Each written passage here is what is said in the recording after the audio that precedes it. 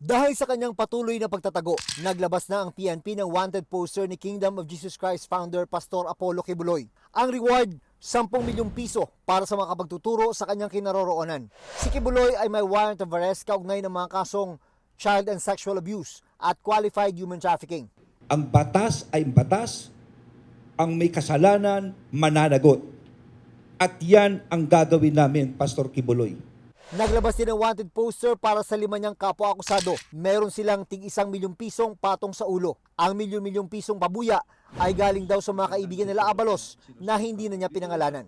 Sa intelligence information daw nila Abalos, nasa loob pa rin ng bansa si Kibuloy. Nauna lang sinabi ni dating Pangulong Rodrigo Duterte. Alam ko kung saan si Pastor. Pero secret. Pinag-aaralan pa ng PNP kung pasok sa obstruction of justice ang sinabi ng dating Pangulo. And we're just waiting for witnesses po na ito po yung sinabi niya para mag-file po ang PNP kung talagang nagwawakan po dito sa PD 1829. May hamon naman si Abalos kay Kibuloy. May warrant, wala kang kasalanan, sumuko ka. Sumuko ka. Mahirap ba yun? Patuloy na kinukunan ng pahayag ang kampo ni Kibuloy.